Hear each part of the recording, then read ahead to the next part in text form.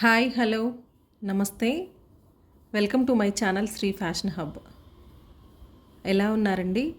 అందరూ బాగున్నారా? ఈరోజు వీడియోలో మనం బడ్జెట్ని ఎలా ప్లాన్ చేసుకోవాలి అని ఎక్స్ప్లెయిన్ చేస్తానండి. ప్రతి ఒక్కరూ కూడా బడ్జెట్ ప్లానింగ్ అనేది మెయింటైన్ చేయాలి. మనకు వచ్చే శాలరీ ఎంత వస్తుంది శాలరీ మనకి, లేదా మనకి ఇంకా వేరే బిజినెస్ అలా ఏదైనా చేస్తున్నా సరే మనకి ఎంత అనేది ఇన్కమ్ వస్తుంది, దాన్ని బేస్ చేసుకొని మనం వేటికి ఎంత మనం ఖర్చు చేసుకోవాలి అనేది మనం మెయింటైన్ చేయాలండి, ప్లాన్ చేసుకోవాలి. అండ్ ఫ్యూచర్ కోసం తప్పకుండా ఎంతో కొంత అందులో నుంచి సేవింగ్స్కి పక్కన పెట్టుకోవాలండి. అవి మన పిల్లల ఎడ్యుకేషన్ గురించి అయినా కావచ్చు, లేదా ఫ్యూచర్లో మన హెల్త్ కండిషన్స్ ఎలా ఉంటాయో మనం చెప్పలేం. సో అలా మెడికల్కి రిలేటెడ్గా అయినా కావచ్చు, ఏదేమైనా సరే మనం సేవింగ్స్ చేసుకుంటే, అదే ఆడపిల్లలు ఉన్నవాళ్ళు ఆడపిల్లలకి సంబంధించి ఏదైనా మ్యారేజ్ విషయం కావచ్చు, లేదంటే ఏదైనా గోల్డ్ చేయించుకోవడానికి కావచ్చు, ఏ పర్పస్గా అయినా సరే ఫ్యూచర్ కోసం సేవింగ్స్ అనేది మ్యాండేటరీ, కంపల్సరీ. మనకు వచ్చే ఇన్కమ్ నుంచి ఎవ్రీ మంత్ కొంత అమౌంట్ అనేది సేవింగ్స్ కోసం కంపల్సరీ పక్కన పెట్టేసి రిమైనింగ్ అమౌంట్లోనే మనం మన అవసరాలను తీర్చుకోవాలి. అలా మన బడ్జెట్ని మనం ప్లాన్ చేసుకోవాలి ఎవ్రీ మంత్ కూడా. సో ఈ బడ్జెట్ ప్లానింగ్ అనేది జనరల్గా 50-30-20 రూల్ని ఫాలో అయ్యి బడ్జెట్ ప్లానింగ్ అనేది చేసుకుంటూ ఉంటాం. అంటే మనకు వచ్చే శాలరీని మనం 3 పార్ట్స్గా డివైడ్ చేస్తాం. అది 50% మనకు వచ్చే శాలరీలో 50% ఒకటి, 30% ఒకటి, 20% ఒకటి. సో అలా 3 టైప్స్గా మనము డివైడ్ చేసుకుంటాం. సపోజ్ మన శాలరీ ఒక 50,000 అనుకోండి.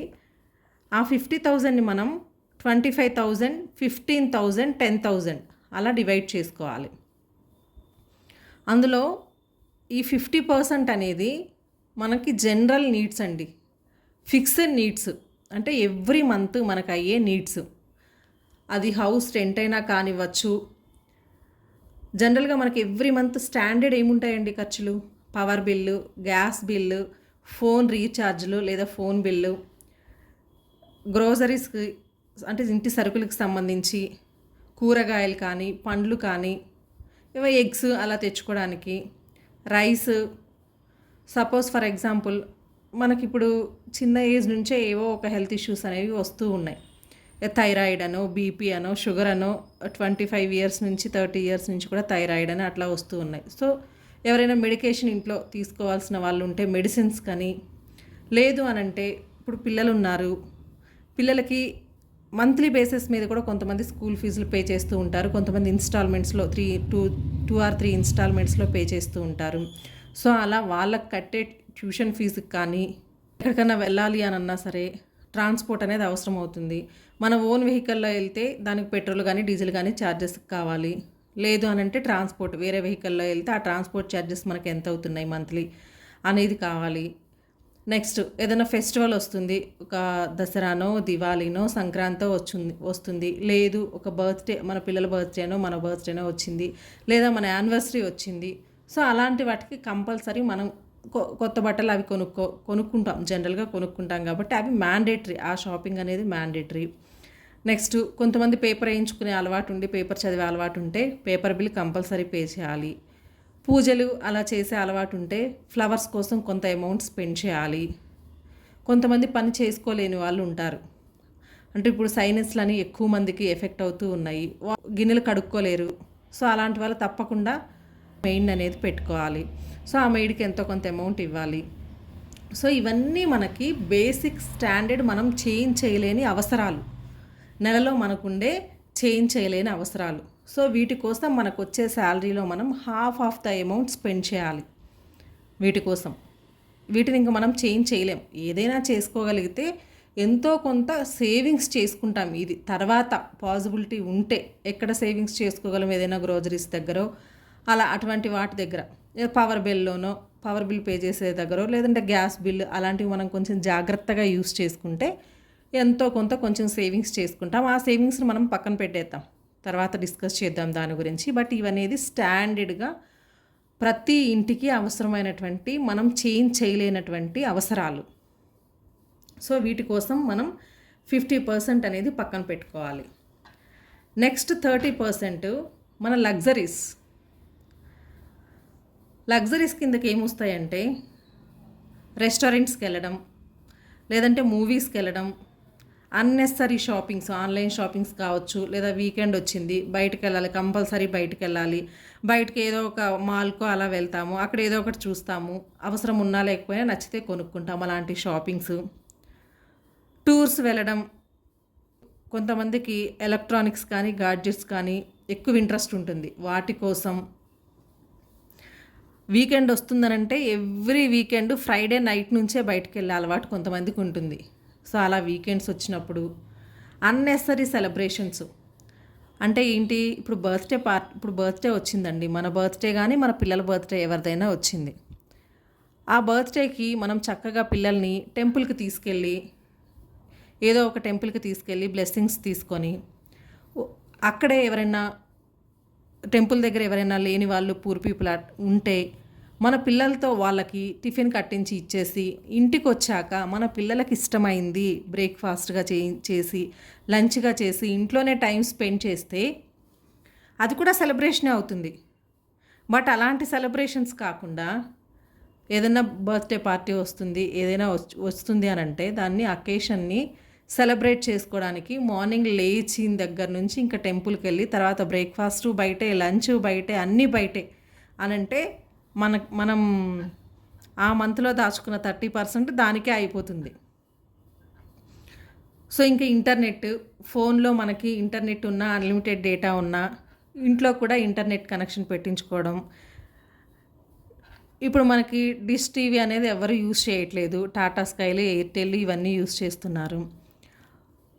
ఇప్పుడు ఈ అమెజాన్ ప్రైమ్, నెట్ఫ్లిక్స్ ఇవన్నీ వచ్చేసాక టాటా స్కైలు కూడా కొంతమంది యూజ్ చేయట్లేదు. ఇప్పుడు మనం తీసుకున్న ఇంటర్నెట్కే నెట్ఫ్లిక్స్, హాట్స్టార్ ఇవన్నీ కూడా కొన్ని ఫ్రీ ఇస్తున్నాయి అనుకోండి, అది వేరే విషయము. మనకు అవసరం లేకపోయినా కొన్ని లగ్జరీస్ మనం కావాలనుకుంటాం. సో వాటి కోసం తప్పదు, ఎంతో కొంత మనం పక్కన పెట్టుకోవాలి. అది 30% పెట్టుకుందాం. మనం ఏదైనా సేవింగ్స్ చేయాలి అని అనుకుంటే ఇందులో నుంచే ఎక్కువ సేవింగ్స్ చేసే అవకాశం అనేది మనకు ఉంది. ఇప్పుడు ఇయర్లీ వన్స్ ఎక్కడికైనా టూర్ వెళ్ళాలనుకోవటం తప్పులేదండి. ఇప్పుడు కాకపోతే ఇంకెప్పుడు ఎంజాయ్ చేస్తాం, తప్పులేదు. సో దానికోసం అనేది కొంత అమౌంట్ మనం పక్కన పెట్టుకోవాలి. మనం తగ్గించుకోగలిగింది ఏంటి, ఇప్పుడు నెట్ఫ్లిక్స్, అమెజాను, ఆహాలు, జీ5లు ఇవన్నీ మనకి టీవీలో వస్తున్నప్పుడు మూవీస్కి ఎందుకు ఎక్స్ట్రాగా మళ్ళీ మనం థియేటర్కి వెళ్ళడం, ఖర్చు చేయడం, మళ్ళీ థియేటర్కి వెళ్ళి అక్కడ మళ్ళీ పాప్కార్న్లు అని, కూల్ డ్రింక్స్ అని, అవి ఒక అన్నెసరీ ఖర్చు, అవసరం లేదని నా ఒపీనియన్. నెక్స్ట్ హోటల్స్, వీకెండ్స్ ఇవన్నీ కూడా అనవసరపు ఖర్చులు. ఇందులో కొన్నిటిని మనం కంట్రోల్ చేసుకోగలిగితే ఇందులో కొంత సేవింగ్స్ అనేది మనం చేసుకోవచ్చు ఈ 30%లోనే. బట్ 30% అనేది మనం వీటికి పెట్టుకోవాలి. ఇందులో పాసిబుల్ అయితే మనం సేవింగ్స్ చేసుకునే ఆప్షన్స్ ఎక్కువ ఉంటాయి. కొన్నిటిని తగ్గించుకుంటే, లైక్ హోటల్స్కి వెళ్ళడం, మూవీస్కి వెళ్ళడం, అన్నెసరీ షాపింగ్స్ చేయడం, ఆన్లైన్లో మనకి చూసినవన్నీ పర్చేస్ చేస్తూ ఉండడం, సెలబ్రేషన్స్కి అనేది అని ఇంట్లో చేసుకోకుండా బయటకు వెళ్ళి ప్రతి అకేషన్కి బయటకు వెళ్ళి సెలబ్రేట్ చేసుకోవడం, ఎవ్రీ వీకెండ్ బయటకు వెళ్ళి తినాలనుకోవటం. సో వీటిని కానీ మనం కంట్రోల్ చేసుకుంటే ఇయర్లీ వన్స్ కాదు, ఇయర్లీ ట్వైస్ అయినా మనం ఏదైనా ప్లేసెస్కి వెళ్ళి ఎంజాయ్ చేయొచ్చు. లేదు ఒకసారి వెళ్ళి సరిపోతుంది, ఇందులో మిగిలిన అమౌంట్ని మనం దాచుకుంటే ఇంకా వేరే దానికి దేనికైనా యూజ్ అవుతుంది. సో అలా ఇందులో మనం ఎక్కువ సేవింగ్స్ చేసుకునే అవకాశం అనేది ఉంది. నెక్స్ట్ వన్ వచ్చేసి 20% అనేది కంపల్సరీ సేవింగ్స్కి మనం పెట్టుకోవాలి. ఇప్పుడు జనరల్గా కొంతమంది ఏం చేస్తుంటారు, శాలరీ వచ్చింది, మనకు కావాల్సిన అవసరాలన్నిటికీ మనం వాడేసుకున్నాము, యూజ్ చేసేసుకున్నాము, లాస్ట్ మంత్ ఎండింగ్కి వచ్చేసరికి మన అకౌంట్లో ఎంతైతే మిగిలి ఉంటుందో దాన్ని సేవింగ్స్ కింద కన్సిడర్ చేస్తూ ఉంటారు. అలా చేయకూడదండి. మనకి మంత్ స్టార్టింగ్లో శాలరీ పడిన వెంటనే అందులో నుంచి 20% అనేది మనం సేవింగ్స్కి పక్కన పెట్టేసేయాలి. ఫస్ట్ చేయవలసిన పని అది. 20% మన శాలరీలో నుంచి లేదా మనకు వచ్చిన ఇన్కంలో నుంచి ఫస్ట్ చేయవలసిన పని 20%ని తీసి పక్కన పెట్టేసేయాలి. ఆ మిగిలిన అమౌంట్నే మనం ఈ 50-30గా డివైడ్ చేసుకొని మన అవసరాల కోసం యూస్ చేసుకుంటామన్నమాట. ఈ 20% సేవింగ్స్ అనేది మనకి ఫ్యూచర్లో కిడ్స్ యొక్క హైయర్ ఎడ్యుకేషన్కి కానీ, మనకి ఏదన్నా సడన్గా చెప్పలేని హెల్త్ ఇష్యూస్ వచ్చినప్పుడు కానీ, లేదు మనం ఇంకా రిటైర్ అయిపోయాము అని అనుకున్నప్పుడు కానీ, ఏదైనా ఎవ్రీ మంత్ మనము ఇంత అమౌంట్గా మన చేతిలోకి వచ్చేటట్లుగా మనం అరేంజ్ చేసుకోవడానికి కానీ, ఒక ఏజ్ అయిపోయిన తర్వాత సర్టన్ ఏజ్ వచ్చేసిన తర్వాత ఇంకా జాబ్ చేయలేని పరిస్థితుల్లో దేనికైనా సరే మనం ఈ సేవింగ్స్ చేసిన అమౌంట్ని యూస్ చేసుకోవచ్చు. ప్రతి ఒక్కరూ కూడా లైఫ్లో ఒక గోల్ అనేది పెట్టుకోవాలి. ఈ సొంత ఇల్లు, ఒక కారు ఉండాలనే కల ప్రతి ఒక్కరికి కూడా ఉంటుంది. ఆ గోల్ పెట్టుకొని మనం ఈ బడ్జెట్ని ప్లాన్ చేసుకోవాలి. అలాంటి గోల్స్ ఏమీ లేకుండా మనం జాబ్ చేస్తున్నాం, శాలరీ వస్తుంది, ఏదో నడిపించేస్తున్నామని అంటే మన డ్రీమ్స్ అనేది మనం ఎప్పటికీ ఫుల్ఫిల్ చేసుకోలేం. కాబట్టి ప్రతి ఒక్కరూ కూడా ఏదో ఒక గోల్ పెట్టుకొని దాని ప్రకారం బడ్జెట్ని మనం ప్లాన్ చేసుకోవాలి. మనం ఎక్కడైతే సేవింగ్స్ చేసే అవకాశం ఉంటుందో అక్కడ తప్పకుండా మనం సేవింగ్స్ ఎక్కువ చేసుకోవాలి. మనం పక్కన పెట్టే ఈ 20% సేవింగ్స్ కాకుండా మనకి వీటిల్లో ఎక్కడైనా మనం సేవింగ్స్ చేయడానికి పాసిబిలిటీ ఉంటే ఇందులో సేవింగ్స్ చేసుకొని ఆ అమౌంట్ని ఒక పక్కన పెట్టేస్తూ ఉండాలి ఎవ్రీ మంత్.